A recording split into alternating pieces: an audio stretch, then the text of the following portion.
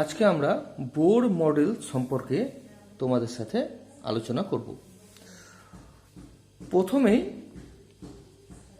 এই মডেলটা আসার আগে বিভিন্ন রকম মডেল চালু ছিল। তার মধ্যে প্রথম দিকে যেটা মডেল ছিল অ্যাটমিক মডেল, সেটাকে ছিল টমসন মডেল ছিল। সেখানে কি বলা হয়েছিল যে ম্যাক্সিমাম জায়গাটায় পজিটিভ চার্জ যে স্পেস সে ঘিরে রেখে দেয় এবং নেগেটিভ চার্জগুলো ওর ওপর চিপকে থাকে।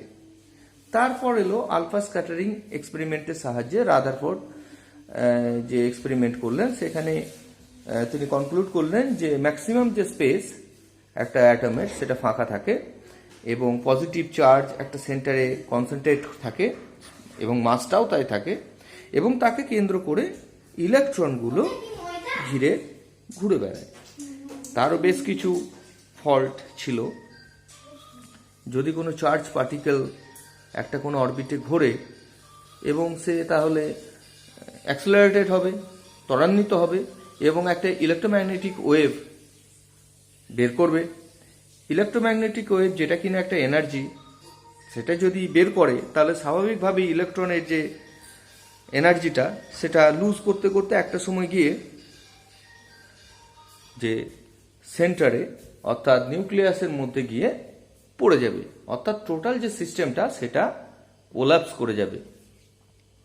অর্থাৎ কোনো রকম কিছু অস্তিত্বই থাকতো না কোনো অ্যাটমের। কিন্তু বাস্তবে তো সেরকম হয় না।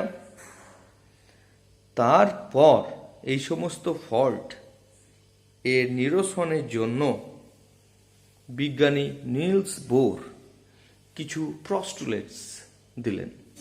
কি বললেন? প্রথমেই তিনি অ্যাজিউম করলেন যে ইলেকট্রনগুলো সেগুলো আরবিটারি অরবিটারের মধ্যে ঘোরে না। ওর ইলেকট্রন যে রিভলভ করছে একটা নিউক্লিয়াসের চারদিকে, সে যে কোনো অরবিটের মধ্যে ঘুরবে না। ইলেকট্রনগুলো কোন কোন অরবিটগুলো চুজ করবে?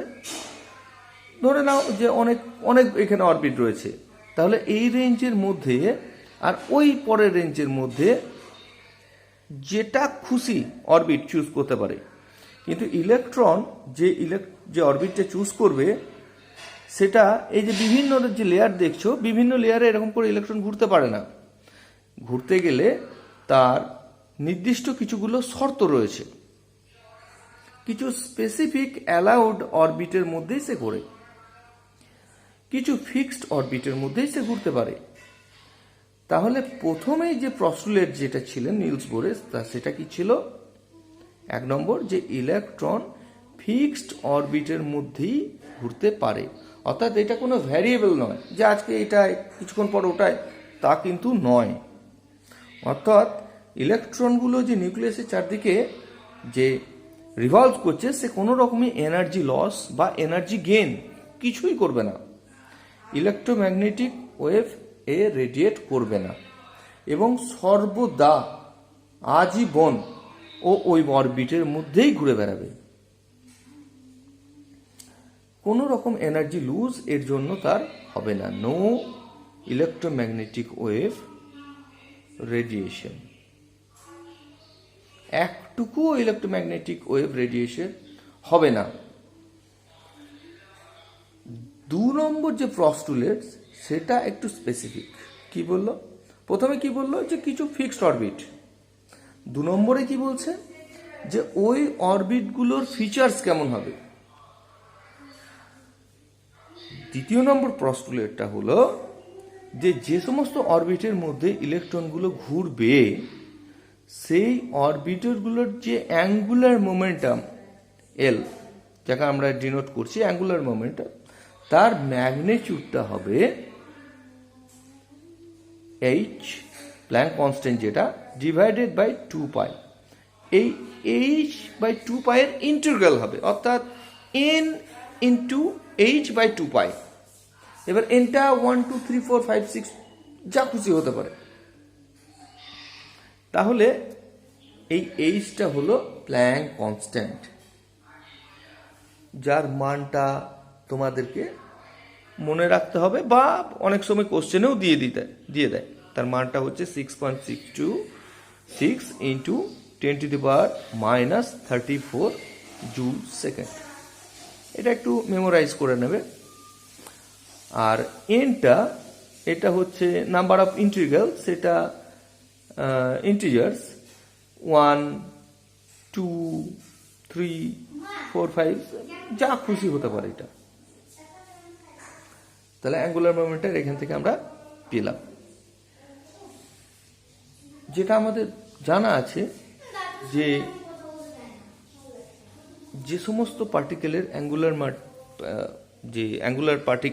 মোমেন্টাম তার, আচ্ছা আমি যদি মাসের কথা ভাবি এম, সে মাসটা এম ভি ভেলোসিটি ইন্টু আর, এটা হচ্ছে কিন্তু অ্যাঙ্গুলার মোমেন্টাম এম ভি আর। এবার এটা যে কোনো ইলেকট্রনের ক্ষেত্রে এটা প্রযোজ্য। এবার এটা যদি এই ইলেকট্রনটা যদি ভি স্পিডে এই ভেলোসিটিতে যায়, যার মাস এম, এবং এর যে রেডিয়াসটা অর্থাৎ সেন্টার থেকে যে রেডিয়াসটা যদি আর হয়, তাহলে এর যে অ্যাঙ্গুলার মোমেন্টাম সেটা হবে এম ভি আর। সেটা কার সঙ্গে সমান হতে হবে?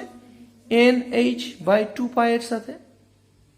এল এর পরিবর্তে তো লিখেছি এটা আমরা, তাই না?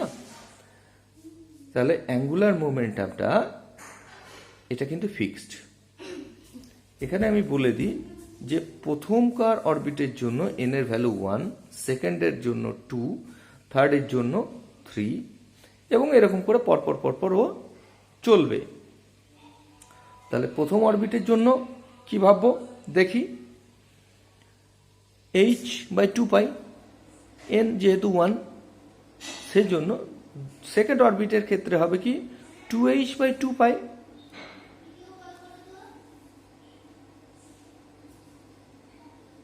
2/2 কেটে গিয়ে h বাই পাই হয়ে যাবে। থার্ড অ্যাপিয়ার কি হবে 3h বাই 2 পাই, এবং এরকম করে পরপর এগিয়ে যাবে। যেখানেই অ্যাঙ্গুলার মোমেন্টটা ফিক্সড হবে, তো আমরা আগে গিয়ে আমরা পরবর্তী ক্ষেত্রে দেখব যে টোটাল যে এনার্জিটা অ্যাসোসিয়েটেড করছে ইলেকট্রনে, সেই এনার্জিটাও ফিক্সড হয়ে যাবে। এবার যে কোনো একটা এক্সাম্পল আমরা একটা হাইড্রোজেন অ্যাটমের ক্ষেত্রেই ভাবছি, ফার্স্ট অরবিটের ক্ষেত্রে ভাবি। তাহলে এটা E1 ফার্স্ট অরবিটে কত হয় দেখি, নেগেটিভ হবে 13.6 ইলেকট্রন ভোল্ট। হয়তো তোমরা এটা জানো, যদি না জানো জেনে রাখো। একই রকম করে দ্বিতীয়টাতে হবে -3.4 ইলেকট্রন ভোল্ট। তৃতীয় নম্বর অরবিটে হবে এটা -1.5 ইলেকট্রন ভোল্ট। হাইড্রোজেন অ্যাটমের ক্ষেত্রে এটা কিন্তু হবে।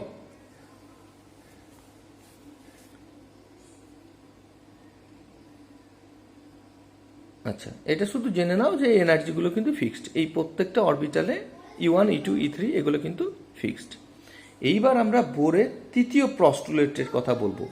এখানে ভালো করে দেখো, ইলেকট্রনের যে এনার্জিটা সেটা কিন্তু -13.6 ইলেকট্রন ভোল্ট। যদি সেকেন্ড অরবিটে যাচ্ছে সেটা কিন্তু -3.6 ইলেকট্রন ভোল্ট। অর্থাৎ যত হায়ার অরবিটে যাবে তত এনার্জি তত বেশি হবে। এবার যেহেতু এটা নেগেটিভ আছে, 13.6টা কিন্তু 3.6 থেকে এখানে ছোট, যেহেতু নেগেটিভ। অর্থাৎ যত হায়ার অরবিটে যাবে এনার্জি কিন্তু তত বেশি হবে। এখানে যদি দেখো, তাহলে কোনো একটা ইলেকট্রন যদি এই স্টেটে থাকে, তাহলে ওখান থেকে গ্রাউন্ড স্টেট থেকে হায়ার অরবিটে যদি যেতে হয় কিভাবে যাবে? তাহলে এর এনার্জি কম, এর এনার্জি বেশি, তাহলে বাড়বে কি করে? একে এনার্জি দেবে কে? তাহলে বাইরে থেকে একে এনার্জি প্রোভাইড করতে হবে। বাইরে থেকে কোনো একটা এনার্জি যদি দেয়, কে দেবে? ফোটন। যদি ফোটন এই এনার্জিটা দেয়, এবং তাহলে গ্রাউন্ড স্টেটের ইলেকট্রনটা ফার্স্ট স্টেটে চলে যাবে। একই রকম করে যদি লোয়ার অরবিট থেকে সেকেন্ড অরবিটে যদি যেতে চায়, তাহলে ওইখানে যাবে। আবার সেকেন্ড অরবিট থেকে যদি ও প্রথম অরবিটে আসতে হয়, তাহলে কিছুটা এনার্জি ওকে ফোটনের তরফে ছাড়তে হবে। অর্থাৎ নিচের স্টেট থেকে ওপরের স্টেটে যেতে গেলে ফোটন নেবে, আর ওপরের স্টেট থেকে নিচে যেতে গেলে ফোটন ছাড়বে। অর্থাৎ এনার্জি অ্যাবজর্ব করবে কিংবা এনার্জি রিলিজ করবে যদি ইলেকট্রনটা এনার্জি স্টেট চেঞ্জ করে তাহলে। অর্থাৎ যদি সে হায়ার অরবিটে যায় তাহলে এনার্জি নিতে হবে, অ্যাবজর্ব করবে, আর যদি সে লোয়ার অরবিটে আসতে চায় তাহলে এনার্জি রিলিজ করতে হবে। তাহলে এটা কিভাবে নির্ভর করব? এটা এনার্জি যে ডিফারেন্স, ওই কনসার্ন যে স্টেটগুলো, ওই স্টেটের ডিফারেন্সটুকুই তাকে নিতে হবে বা দিতে হবে। এই হচ্ছে তিনটে অ্যাটমিক মডেলের প্রস্টুলেট, যেটার খুবই গুরুত্বপূর্ণ কোয়ান্টাম মেকানিক্সে। এটা বলা যেতে পারে যে এটা founding blocks of quantum mechanics.